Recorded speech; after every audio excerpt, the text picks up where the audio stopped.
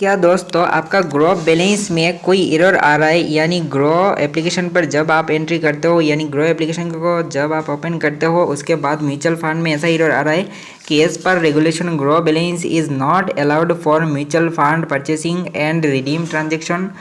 ऐसा एरर अगर आ रहा है तो इसको कैसे आप सॉल्व कर सकते हो। तो देखिए दोस्तों, इसका मतलब भी क्या है आपको तो जानना चाहिए दोस्तों, ठीक है ना।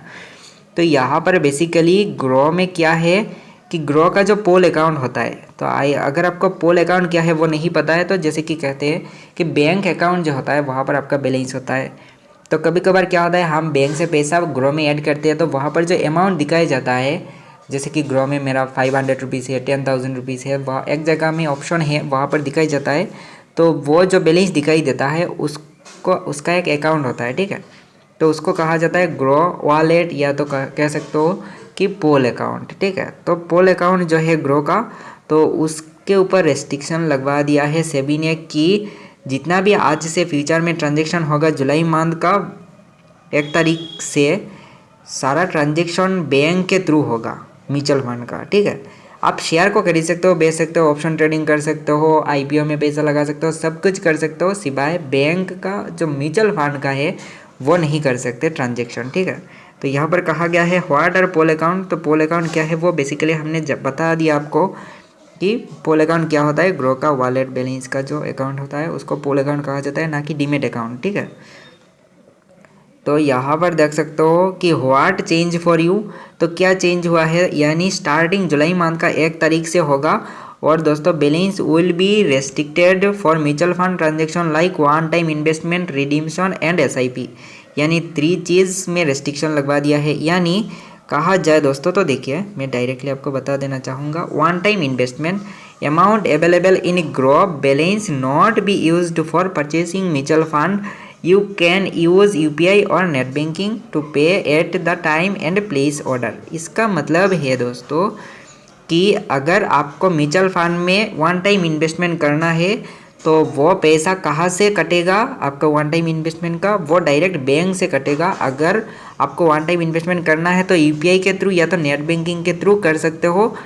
आपका ग्रो बैलेंस में अगर पैसा ऑलरेडी एग्जिस्ट कर रहा है तो वो बैलेंस एप्लीकेबल नहीं होगा, ठीक है। आपका वो बैलेंस आप बैंक में ट्रांजेक्शन कर लो, ट्रांसफ़र करने के बाद आप वन टाइम इन्वेस्टमेंट कर सकते हो। उसके बाद एसआईपी के बारे में भी कहा गया है, when starting a new SIP you can pay for the order using UPI और नेट बैंकिंग। यानी एसआईपी भी अगर कर रहे हो तो ऑटो पे इनेबल करके रखना होगा और आपका पैसा जो है वो UPI या तो नेट बैंकिंग से कटा जाएगा दोस्तों, यही यहाँ पर कहा गया है। For further SIP installment, if you have an auto pay setup, the amount will be deducted from your bank account automatically. In case you do not have it already, we recommend you to set up auto pay by clicking here, ठीक है। यहाँ पर click करके भी कर सकते हो, ठीक है। तो आप यहाँ से कर सकते हो ऑटो पे का ऑप्शन इनेबल। तो यहाँ पर कहा गया है अगर SIP कर रहे हो तो ऑटो पे का इनेबल सिस्टम को इनेबल करके रखना होगा, ठीक है। तो in case you auto pay is not approval in the time for your next SIP instalment, you can still pay for your instalment using UPI, यानी ऑप्शन रहेगा वहाँ पर कि UPI या तो नेट बैंकिंग के थ्रू आप आपका SIP पेमेंट कर दो, ठीक है।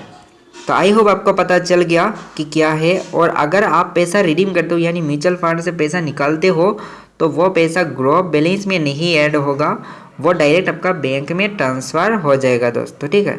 यहाँ पर लिखा है देख सकते हो, amount from your redemption will now be directly transfer to bank account, you will not be able to redeem fund into your Groww balance. यानी आपका जितना भी रिडीम्शन बैलेंस होगा वो ग्रो बैलेंस में नहीं जाएगा, डायरेक्ट बैंक में चला जाएगा दोस्तों, ठीक है। तो आई होप आपको पता चल गया। तो फिलहाल आज के लिए इतना ही, मिलते हैं किसी नए वीडियो के साथ।